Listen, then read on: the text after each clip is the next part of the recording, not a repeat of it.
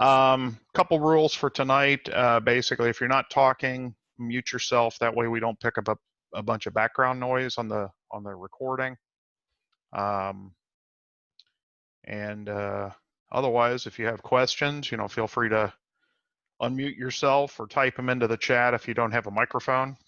But we'll get started with an email that Chuck Hakarinen, I may be butchering that, but had sent me about doing virtual operating sessions, and specifically Dave Abels had done he did a demo back a while ago for us.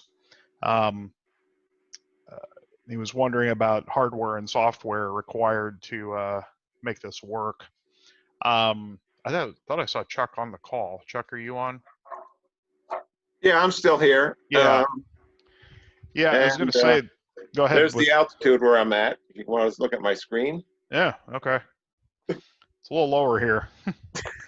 But I remember him saying that it used FRS radios. He used Skype.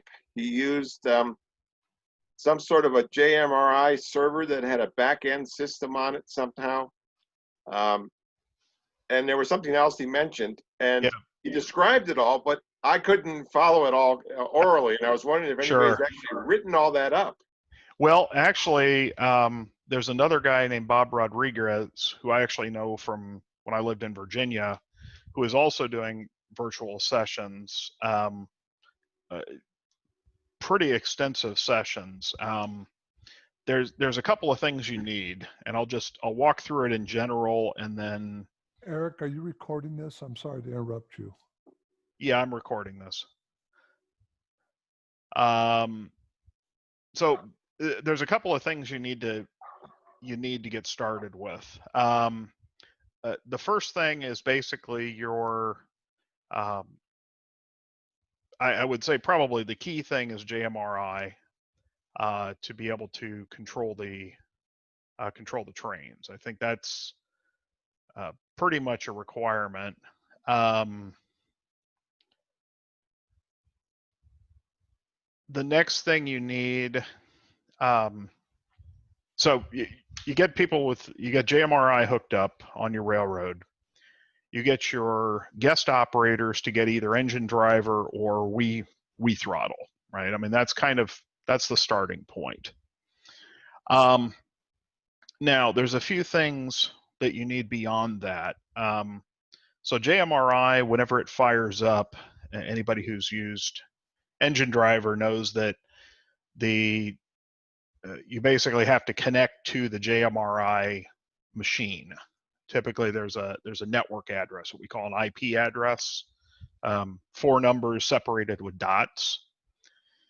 Now, if like you come to my house and you want to run, my layout will essentially advertise that, well, my JMRI server will advertise to anybody on the local network, hey, I'm out here, you can connect to me.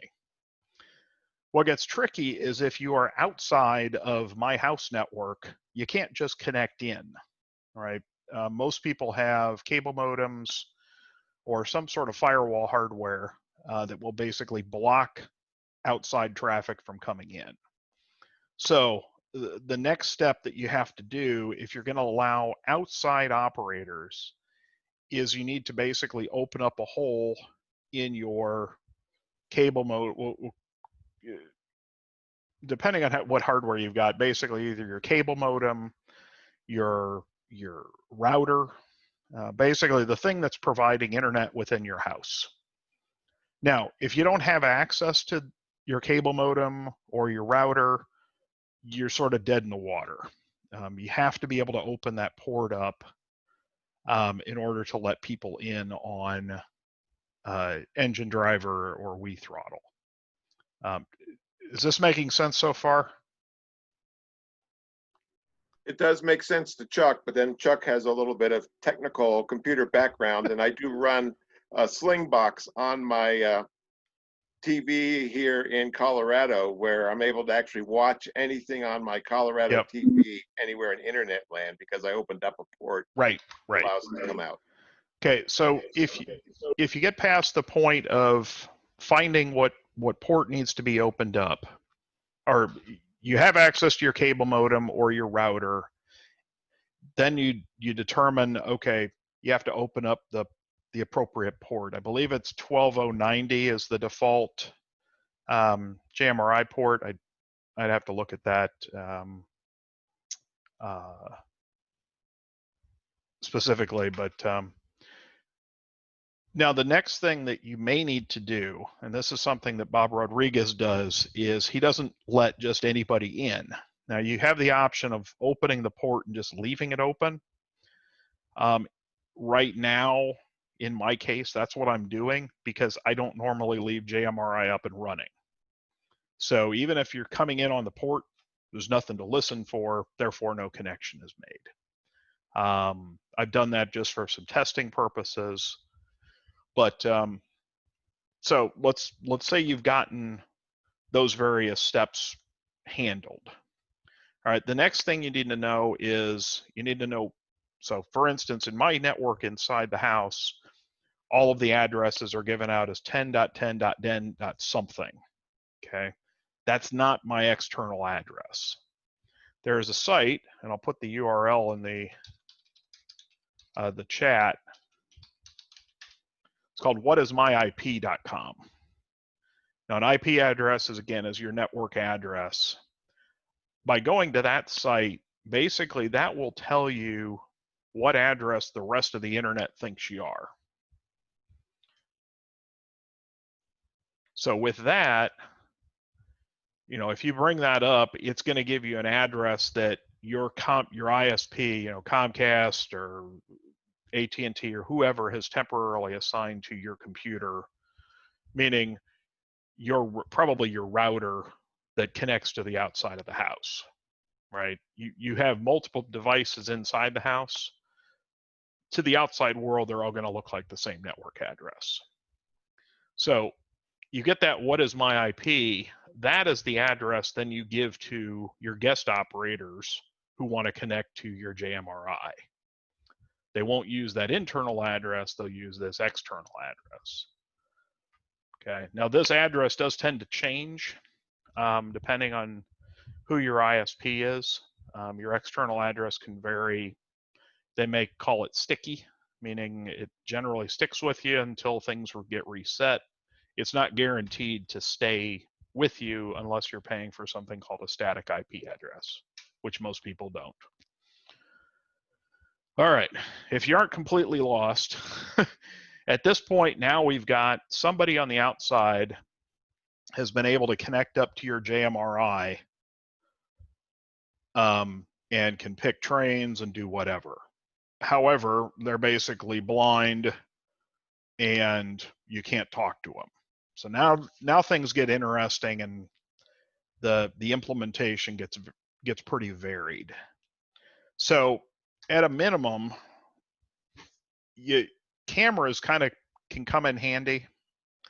Now, when Dave did his demo, he basically I think he had one camera that he was walking around showing places on the layout and so on. Now, what Bob has done is I think he has 8 different cameras pointing at different parts of the layout. And then what he has is, how we're connected in here with Zoom, like you can see me, you can see the other people who are participating. Well, when you connect up with him, for instance, instead of me seeing Chuck and Andy and Alan, I would see camera 1 in such and such location, camera 2 such and such location. So I think he's using like iPads and he's got a PC and some other devices that can run Zoom on them.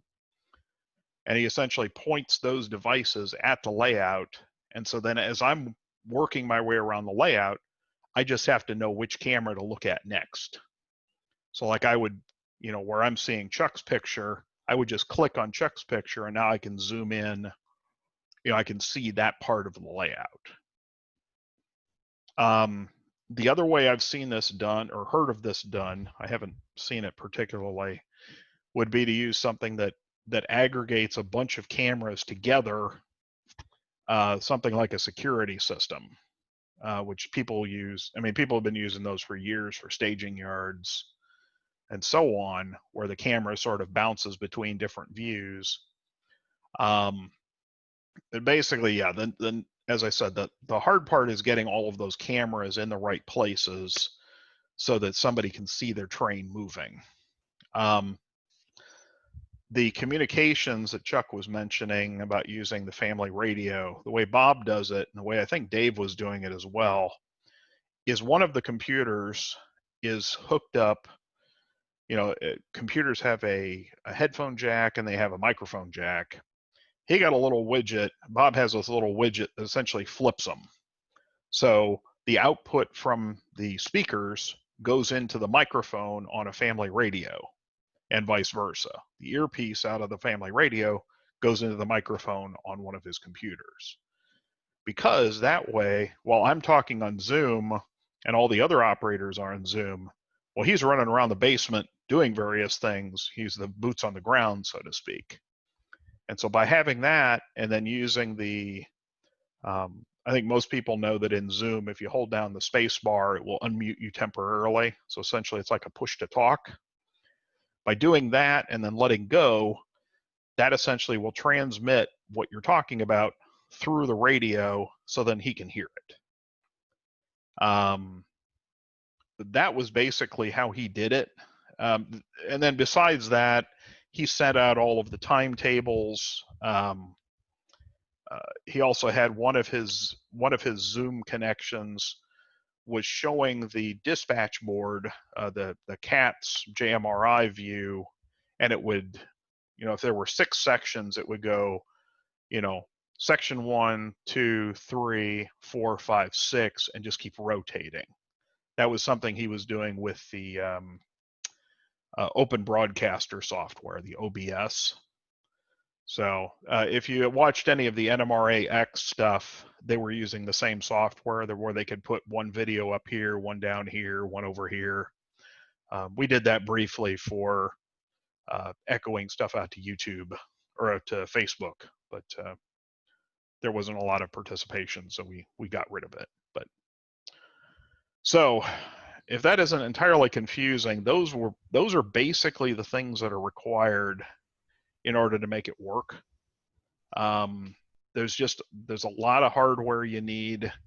You know, it's not terribly expensive. It's just, I think, you know, even in a post-COVID world, whenever that is, I would love to be able to have remote operators running like wave rates across the layout, where they can basically watch a board, you know, see their train moving along, follow the signals that are on the board, or through JMRI, and then ideally also with a camera at various places.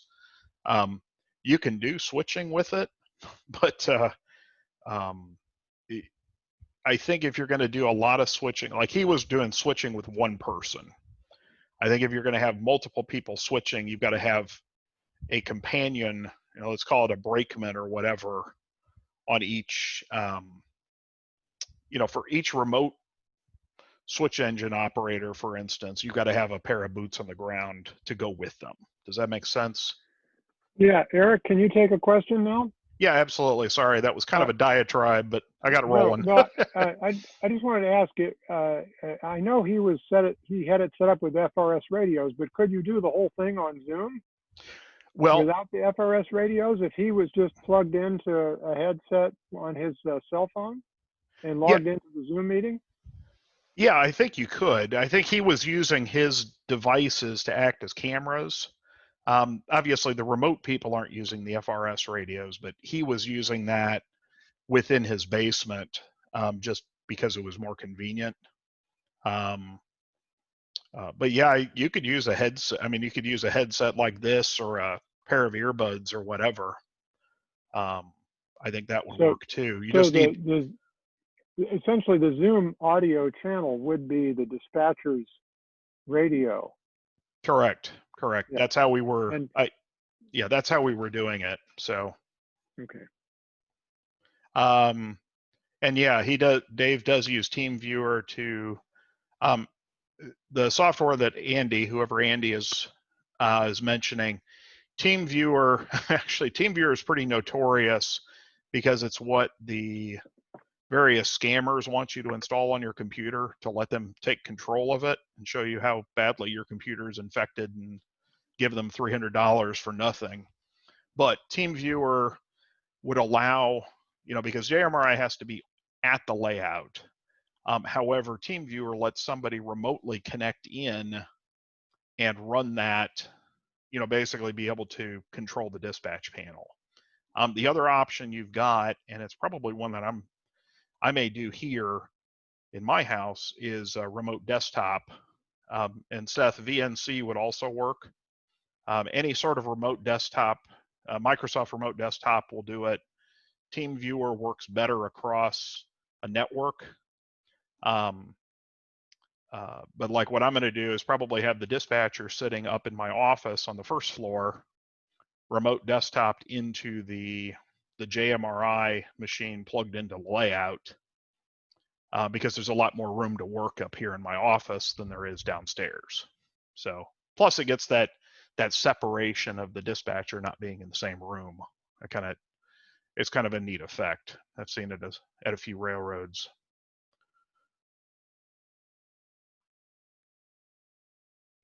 So,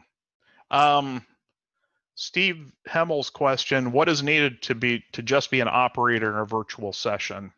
On Bob's Railroad, I basically had up my Zoom session with him.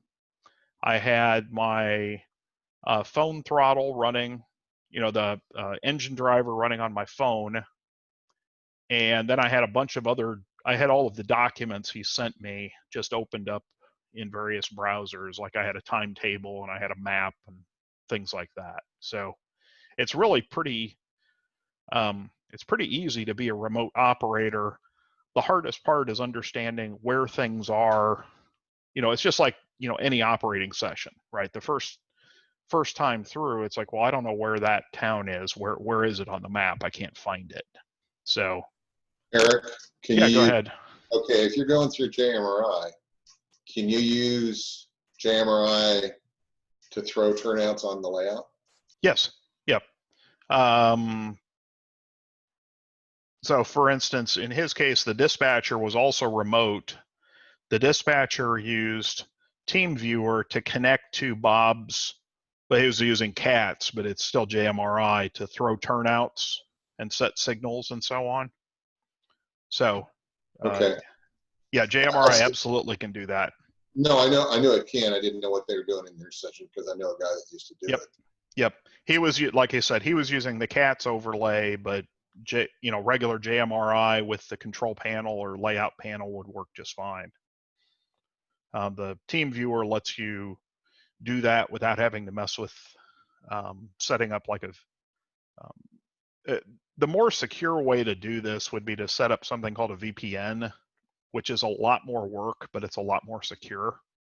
If you were going to have a regular group of operators, I would probably, especially one who needs remote desktop access, I would probably use remote VPN instead of TeamViewer, but that's just me personally. So,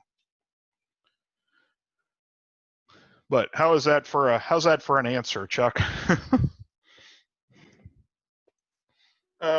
Very good. The only thing I would possibly add to it is that the limiting factor on a really good session might be the upload bandwidth of the person who's at the actual site of the railroad. Because if it's less than like 3 or 4 megabits per second upload speed, you're going to get a lot of stalling and stuttering and freeze ups. That's something that people don't always understand. And another site I'll put out, in case you weren't aware of this, there's a site called speedtest.net, where your internet service, you get more data. You can download data faster than you can upload data. That's just that's the way things work. There are certain connections where that isn't the case. You know, some fiber connections are symmetric, meaning it's as fast up as it is down. But for the most part, you're going to have a lot less bandwidth going up. And for those of you who remember some of our early OPSIG virtual meetings, we had people trying to do layout tours who had basically no bandwidth at all. It was painfully bad to try to watch. I think most people these days, I don't know what Zoom's minimum is, but we had somebody trying to use video and he did a test and he was in the kilobit range. I think typically Zoom needs up into the megabits. I'd say probably, I don't know what people have anymore. I mean, I've got a lot of bandwidth here for obvious reasons, but that's something you have to check. Typically, you're going to need at least, I'd say 2 or 3 megabits, depending on how many. And again, in Bob's case, he had at least 4 or 5 different devices connecting up, all of which need their own bandwidth allocation. So if you've got 5 devices in the house all trying to push at the same time, okay, we got to multiply that 2 megabits or 1 megabit by 5. So it's something where you basically would just need to try it and make, you know, have somebody out on another end, you know, test it out with you, see, make sure that the quality is good. But that's absolutely an important thing. Yeah, here at my Colorado condo, I check it every time I come and visit here. And right now on my Wi-Fi, I'm getting 20 megabits down and about 5 up. At my home in California, it's at least 2 times or 3 times that on both up and down. Both are with Comcast. Yeah, right now my speed test, given that I'm, you know, running this downstream, I'm getting about 250, 260 megabits. And up, I believe I'm about 20, yeah, about 24, but that you have to add in the bandwidth being used by the camera. So, Eric, we used to call those T1 lines years ago. oh, I actually had a T1 to the house back in 2001, and that was 1.544 megabits per second. So, and a 7.21 is more than enough for good quality video. I'd say as long as you're up above, I don't know what the bare minimum is. I'd guess if you're over 2 to 3 megabits upstream, you're going to do just fine. You're going to have a good quality. Everybody's going to see a good quality picture. So.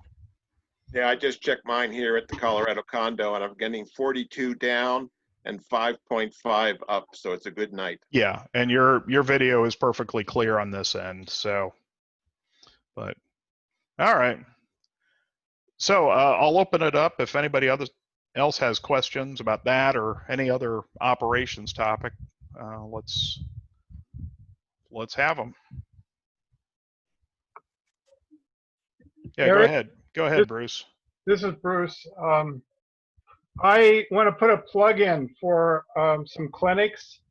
I'm trying to recruit clinics for the NMRA convention out in Santa Clara next year. I'm going to try and put together an OPSIG, LDSIG kind of a track for the clinics, but any clinics are welcome. The committee has a web page up and running already. So if you just go to NMRA2021.com, you can get there. And you can see sort of what we're doing already. But if you click on clinics, it'll give you a button to propose a clinic for. And anything's welcome at this point. Cool. Where's that, Bruce? Where's the 2021 convention? Santa Clara in the South Bay, San Francisco Bay Area, down by San Jose. Thank you. So the link is in the chat for everybody who's interested. Thank you. Yeah, I used to live up in San Mateo, or Foster City for a while. So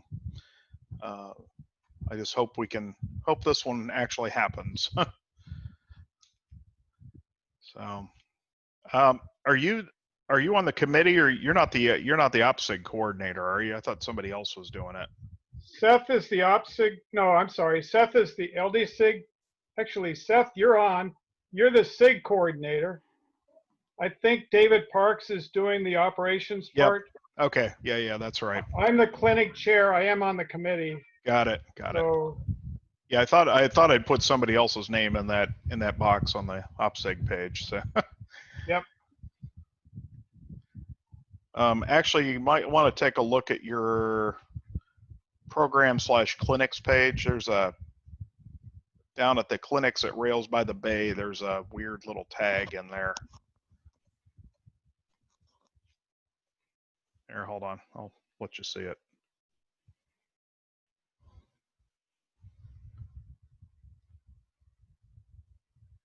Oh yeah. Okay, we can take that out. You're welcome. All right. So when is that? Is it July? July next year. We got about a year to try and figure this COVID thing out and see if we can make it work. Whether we get a July vaccine, 4 to 11. Whether we get a vaccine and whether we can distribute the vaccine, and there's a lot of ifs. there's a lot of variables, but we're preparing for it just in case.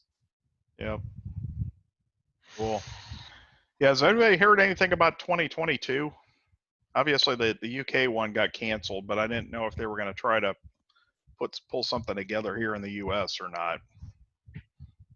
Hey, Eric, this is Fred Sword. The short answer from what I've heard from a couple folks is that that's a decision that's pending for the next NMRA board meeting. That should be happening okay. in a couple weeks. Got it. Yeah, I know. Obviously, it's sort of near and dear to yours and my hearts. So yeah, because we got some pending actions on that one. Right.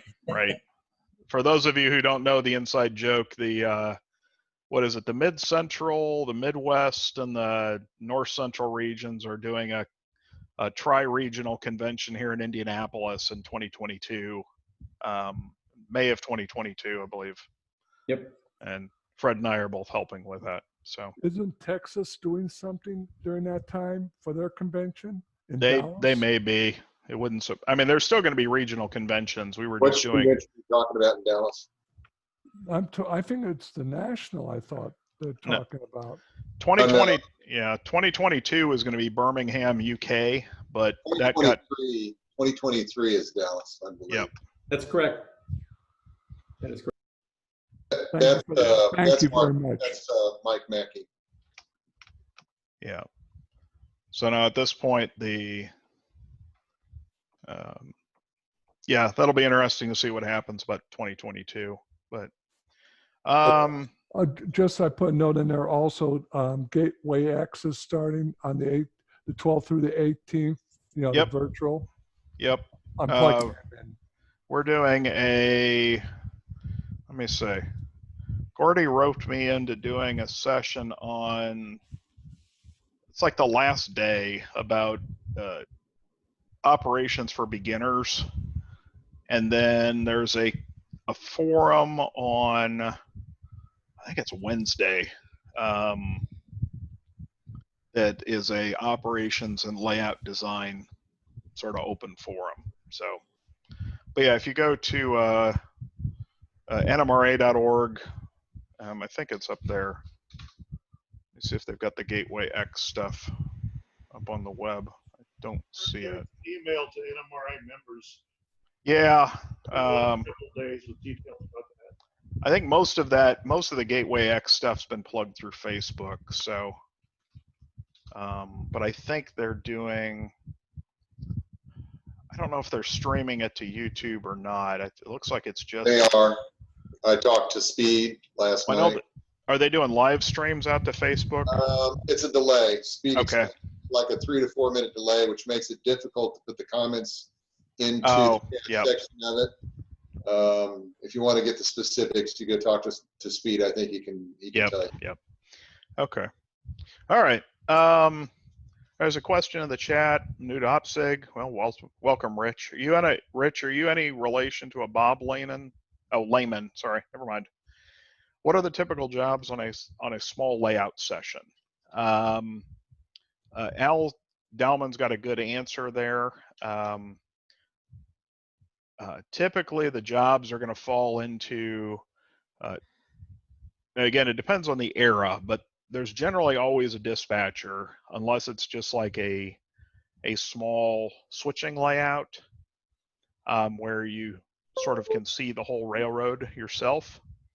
You're going to have, you may have road crews that are doing either, they could be passenger trains that do stop or don't stop.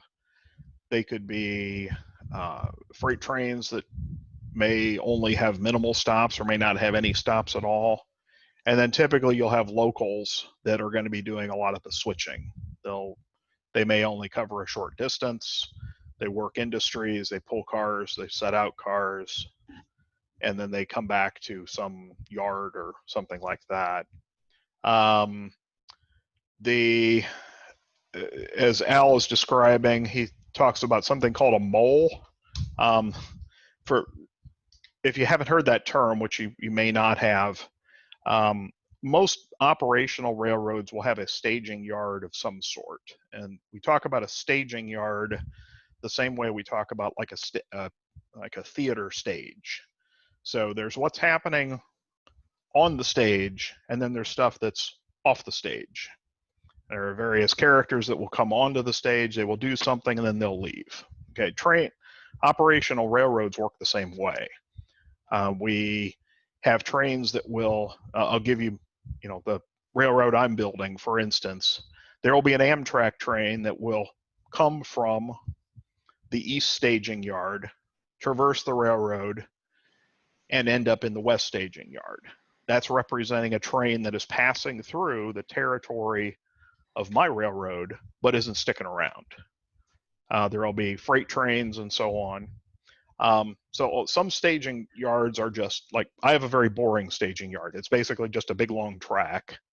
But as Ted was, or what I was getting to, Ted already said, a mole is actually an active staging where there's somebody behind the scenes who is maybe physically taking cars off the track, putting them in a drawer, pulling other cars out, making up trains, getting them ready to go. So this is a behind the scenes position that's designed to help put more trains onto the railroad.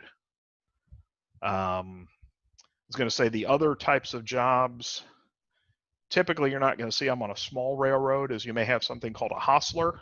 A hostler is responsible for getting motive power onto trains, getting into the engine facility. If you're doing like a steam train, then they may have to service the engine and put coal and water or oil and water into it. Help me out, everybody. What else am I forgetting? We got locals, we got through freights, we got passengers, we got dispatchers. Can I ask about Yard operator. Yard master. That's another one. The people doing the switching in the yards. Go ahead, Rich. Yeah, I was, so like a road crew, is there usually two operating a train, or can just one guy do it all himself? Depends on the layout. A lot of times that's based on physical space. If you've got really narrow aisles and maybe it's a small room, typically a road crew is going to be one person.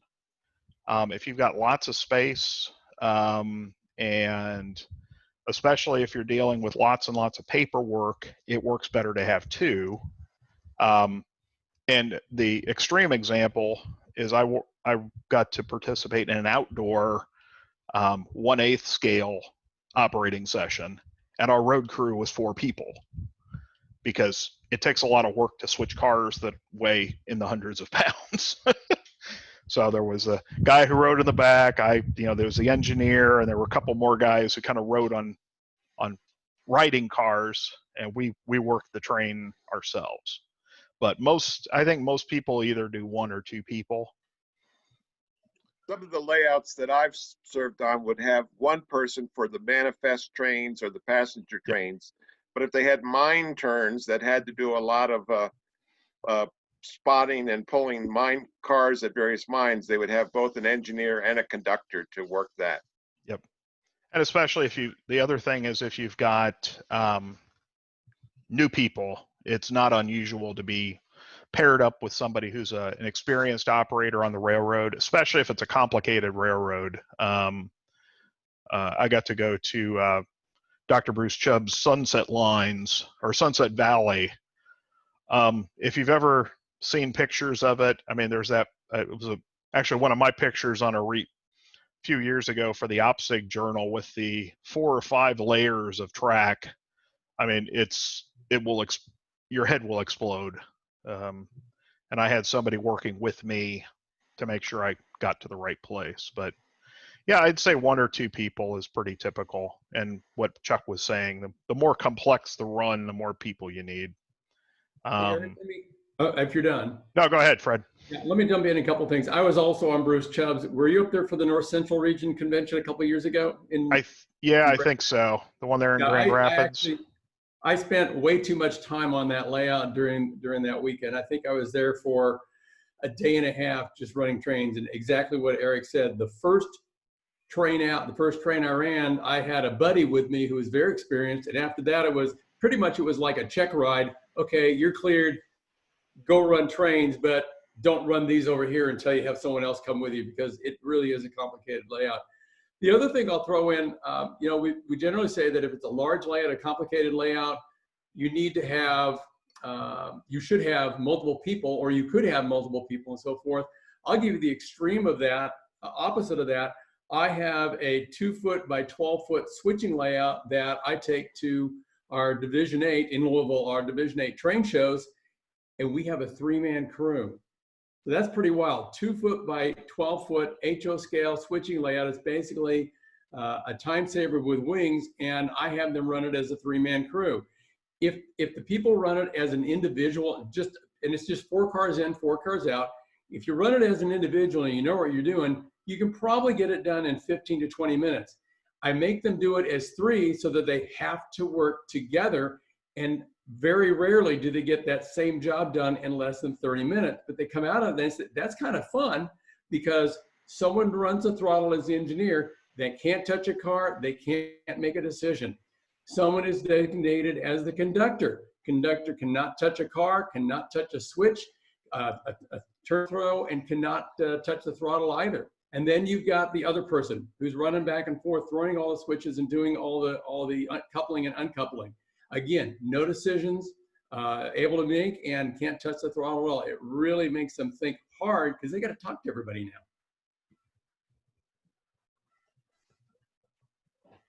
I think, Rich, talking about a small layout, and I've got a small layout. We go on forever, but these guys that got millions of dollars in these huge railroads and been around for years and years, but you can have a lot of fun with a small layout. Yep. I'm doing car cars. I'm a point-to-point branch line. So I reach the end of the branch. There's a turntable. You got to come back after servicing the mine and several other spots along the way. But we can get a 3.5-hour session with 4 guys, just easy as pie. Be doing it again tomorrow. But meets, I run on train orders, and not the timetable, but sequential train orders, car cards. Got a bulletin board, with speed restrictions, build a lot of different things in on it. So, I mean, there's a lot you can do with the small layout and enjoy Yep, it. absolutely. Yeah. It's Okay. just, you may actually not need the dispatcher, typically the owner of the railroad doesn't generally get to run trains during the session. That's, at least I would, most places that I go, unless there's only a handful of people running, the owner is typically, maybe troubleshooting, especially if you've got new operators. He's working with them. Again, it all depends on the size of the railroad, but generally things fall into, you're working, you may have a railroad that's just locals. It's just, a small switching layout, which is perfectly fine. I'm not going to have a Bruce Chubb layout or a Dan Heinel thousands of square feet, or the Wyoming division. I mean, I've got, 400-foot main line, which is still bigger than a lot of people, but it's still relatively small compared to others. So, but in general, that's how things break down. And it's just, can you, like in my case, there are things, the best thing to be able to do is be able to be flexible. There are some railroads that cannot run without a minimum number of people. It's simply impossible because of the size or the scope of the railroad. They can't run with less than, let's say, 6 people or 12 people or something like that. The nice thing is if your railroad is done in such a way that you can say, okay, we don't have enough people to run. All right, we're annulling the passenger trains. We're just not going to run them today. Or like in my case, I'll have this low-level branch line, courtesy of something I saw up at Bruce's. We just won't run it, and it's okay. Or maybe we won't run every run-through train, and we'll focus on the locals, or the idea of being flexible is great. Go ahead, Roger. Yeah, excuse me because I don't have video, but Oh, you're fine.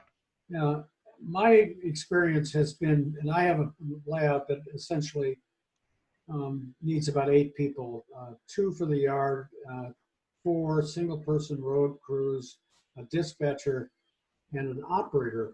And I run timetable train order. But I think actually my experience is that when we went from sequence to timetable train order, it basically happened correctly. It took a lot. I had to rely on Steve King. But I think that's actually a pretty important decision that you have to make, is that what kind of information are you going to give to the operating crew? What kind of paperwork? A lot of that has to do with whether you're on a sequence or on a timetable train order with train instructions, etc.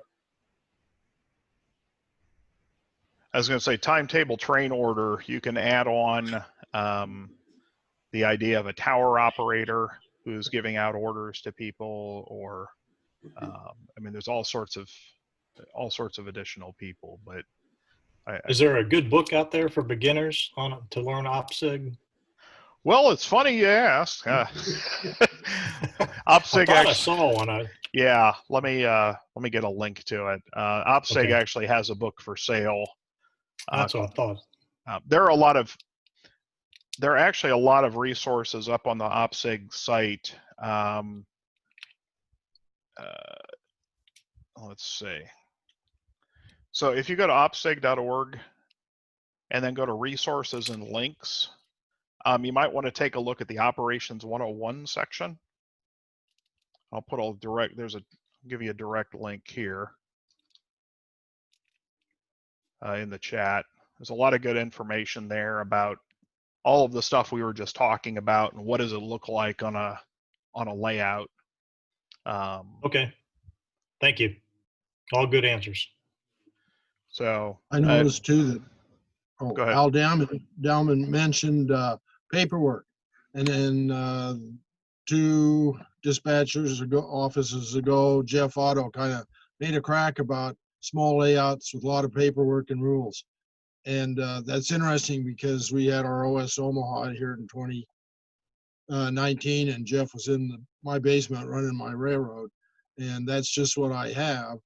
And Al mentions the paperwork, and that's a way to make a small railroad seem larger, and to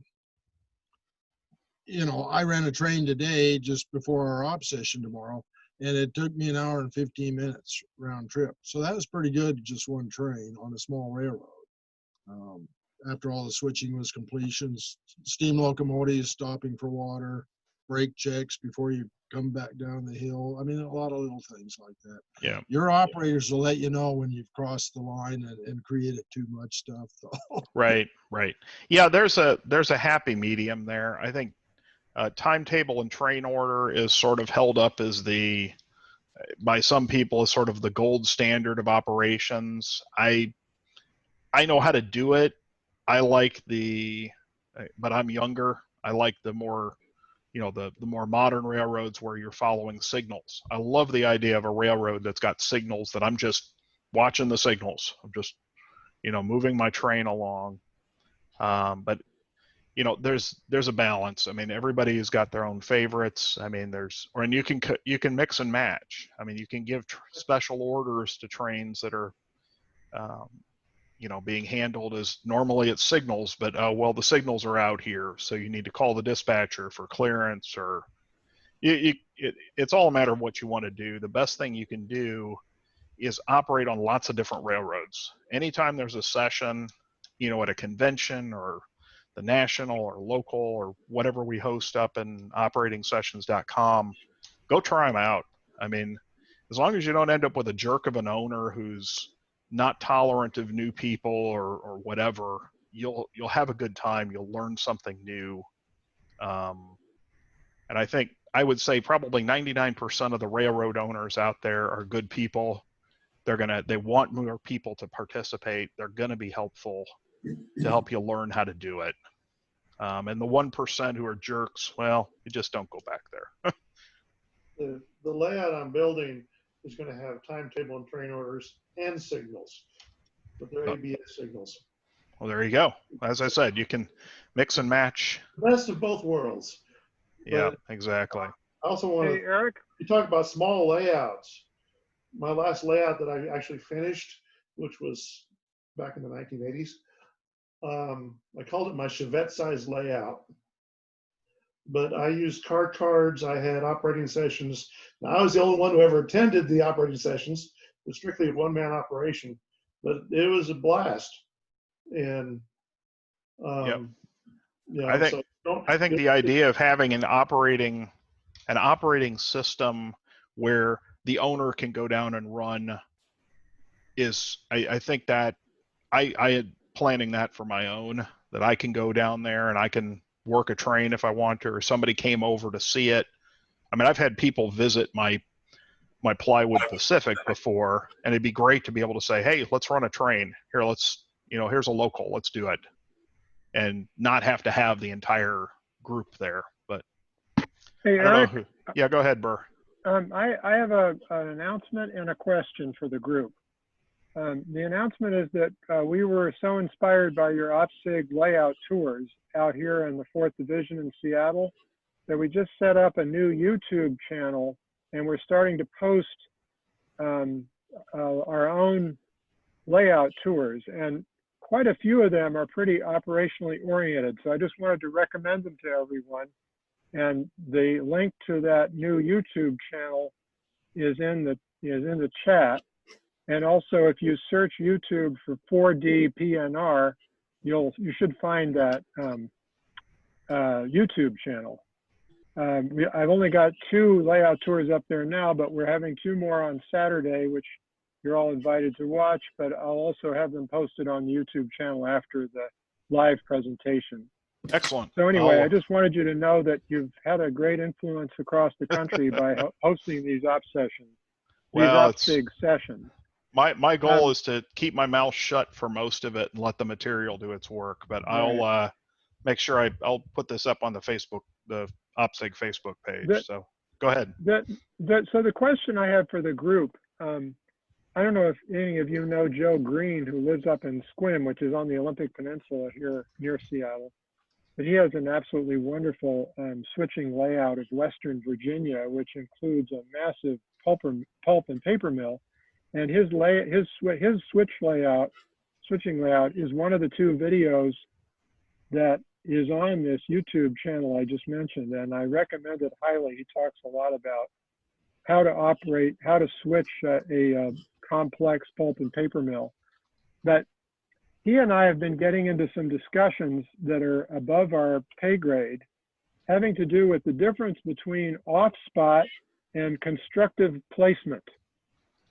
And I just wondered if you've all had discussions about this. The general understanding I have is if you go to an industry and you can't put the car there because it's already plugged full of cars, you put it on a spur somewhere else, and you call that off spot. And one of the tours recently, a guy had actually had dividers in the car card boxes so he could make it clear that a car was in a particular spot, but it was not supposed to be there. It was off spot for some other location. What Joe was telling me is that some railroads with some shippers would have an arrangement where if it was the shipper's fault that they couldn't get the car delivered, they would put it somewhere else, like in the local yard, and they would call it constructively placed, and they would start charging per diem for demurrage at that point. So I don't mean to ramble. I'm just wondering if anybody has attempted to capture some of the nuance of what happens when you can't deliver a car. Does that question make any sense? Well, if I could jump in, I do use constructive placement on my railroad. And my understanding is that the constructive placement is the notification from the crew to the dispatcher, who doesn't know what's going on, that you had to put it, that car, the covered hopper, you had to put it on siding such and such, because if the crew doesn't tell the dispatcher or somebody where that car is, that car's lost. So you got to have a notification. And my understanding is that's what constructive placement is. And I understand in some cases, it was actually a postcard. They would mail it. And that's my... Well, in addition to that, I think it had billing implications. It does. Right? It does, yeah. And I don't know too much about that, but yes, it does. Anybody else? From a train crew perspective, I worked for New York Central back in the 60s for a couple of years. I don't know what might have been constructively placed, but when we went out on a local, there was always a place to put the car, or it wasn't in the train.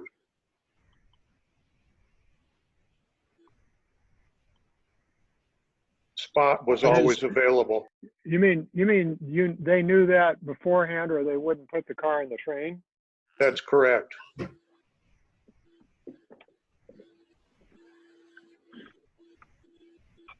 On our layouts here in Charleston, the procedure is the car delivery has priority. So you pull those cars out of the business where it's going, leave the car, and then mark those cars that came out as they must leave town immediately.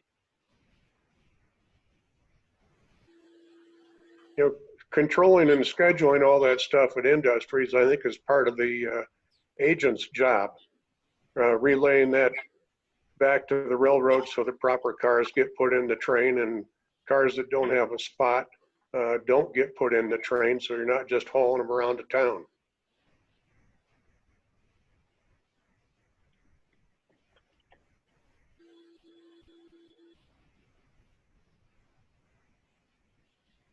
Is that built into JMRI? Because I operated last week on a layout that JMRI, and where I was supposed to spot 4 cars, there were already 3 in there, and they weren't scheduled to move, and there was no place to put the 4 cars. So the operator said, just take them back to the yard. But he runs JMRI.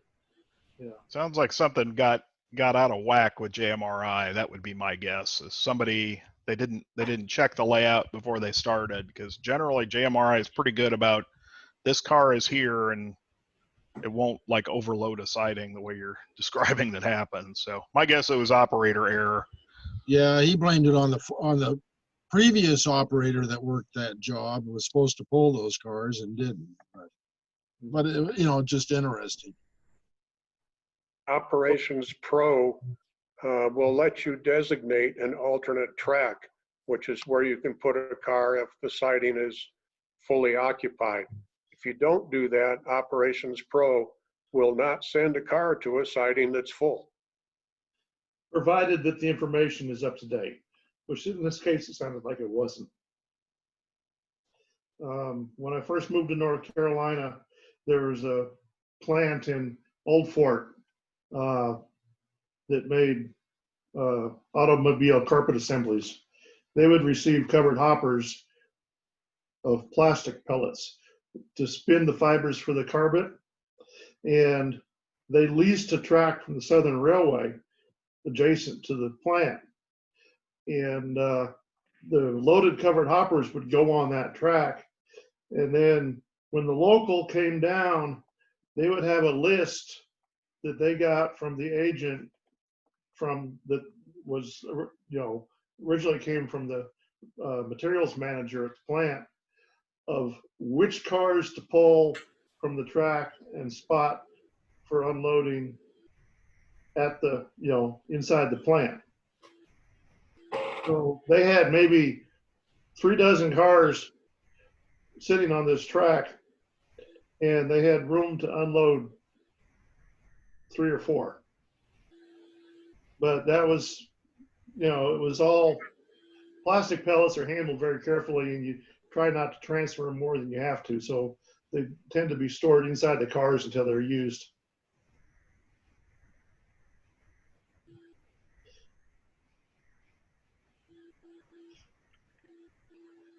All right. Well, Bert, does that help you? Thank you. Excellent. Trying to find where the original question was. Where do we go? Somebody was asking about small layouts versus, there it is, Andy.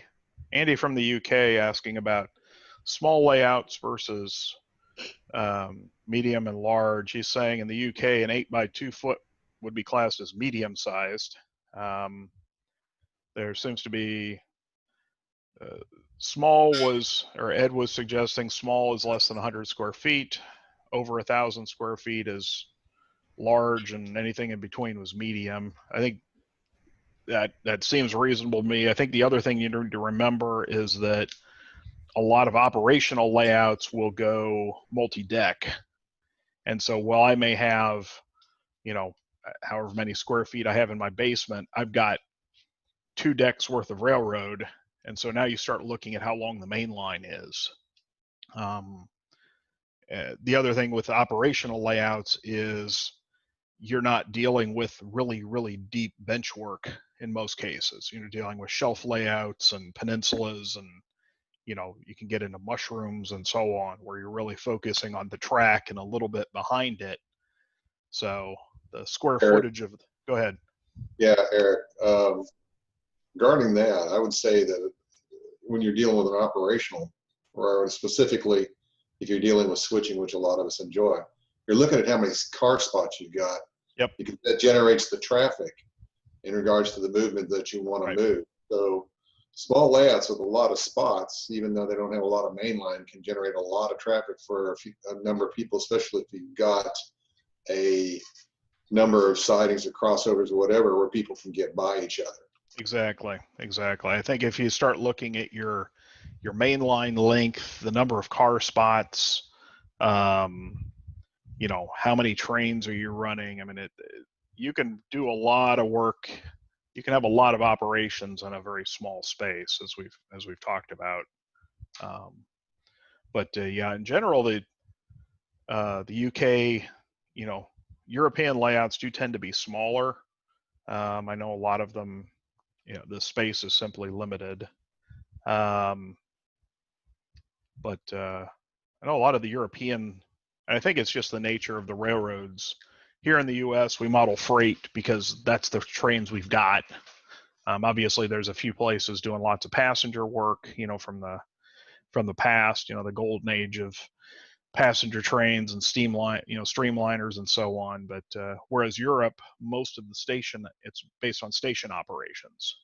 Lots and lots of staging, pulling trains into the station, getting trains out onto the next run, and so on. So it's just interesting to see that. But all right, trying to see if there are any other questions here. And by the way, the person asking what's behind me, that is a background from Star Wars. It's the Rebel base in one of the movies. So.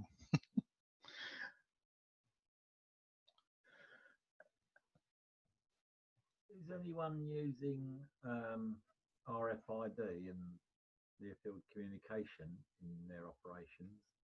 Hey, Seth, you want to handle this one? What was the question? I didn't hear it.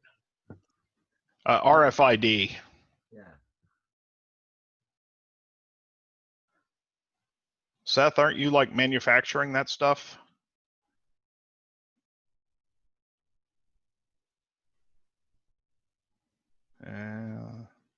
Seth didn't hear me. Can't hear you, Seth. Can't hear you.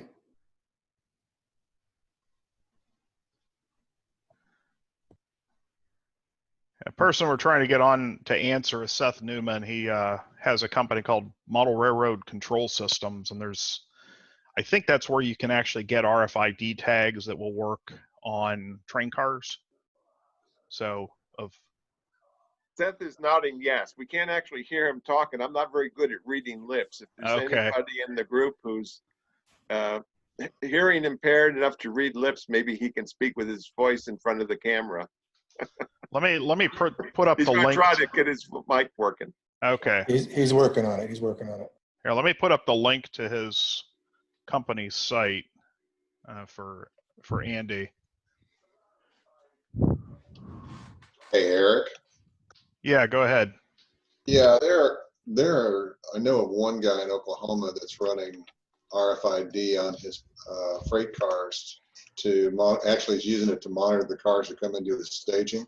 Yep. I believe it's Steve Davis up in Tulsa. I could be wrong. Okay. And there's also people in the UK have got a number of methods to actually have RFID readers that now you have to build your own basic functional requirements. It's not, I'm sure, anything like Seth has got, but there are people doing it. Yeah, sorry here. I don't know what's going on with the mic on that machine, but so yeah, in fact, Steve Davis is using our hardware. He's extended the software. It's very nice. Really, really works well in the yard. Yeah, so we have a system we developed back in 2012. We put what are essentially the same kind of chips that would be in your pet for identification. They're slightly different. Ask me how I know. You can't read one and the other. But we put them on the trucks of each car. And when you come into the yard, you've pulled over one of the readers, and then we can generate a switch list or a cut list in standing order. And my yard clerk fills that out and gives that to the crews. We don't have a standing switcher job because there was no yard master and no permanent switcher in Milpitas, my main yard. So the real yard had a clerk, and we try to emulate that. So one thing we do so that the clerk isn't constantly out in the aisle getting in everybody's way writing is we pull over the reader, and that gives us the ability to put out a list that the clerk then uses. Now, Steve took it a step further, integrated it with JMRI ops, and when you bring the cut in, it has a little screen. He's got actually a tablet next to the yard throat, and it tells you where to put the next car. It assigns tracks and destinations, and then you just do the switching, which is what would happen in the real world. We've got a couple of other applications in the system, so it can do OSing for timetable and train order. So it's fairly flexible, and we've I think got about a dozen people using it. It's a little bit of a commitment, but it works pretty well. The merge stuff out of the UK, I've also heard very good things about. So there's a number of ways to do this, and boy, there was somebody at the was it Kansas City or maybe the one after, and had a somewhat higher frequency. Our stuff is 125 kilohertz, sorry. And there's a 10 megahertz system, and these guys like that a little better. We found that it tended to detect everything because it was much more sensitive. One of the nice things about the old 125 kilohertz EM4100 stuff is it can read about you know, 1 or 2 inches, which is fine if you put the reader under the track like a track magnet. Anyway, sorry for rambling. No, that's exactly what we were looking for. I figured you're the.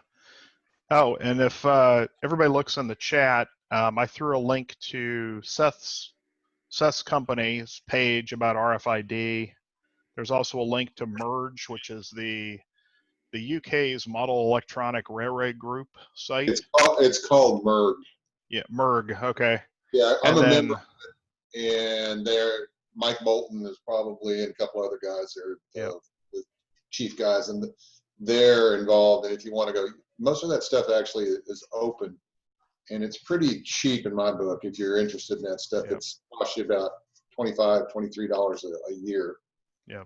And it's the cheapest way to get into a layout control system, but you got to build your own boards. If you don't want to do that, right. But yeah, let Seth do it for you.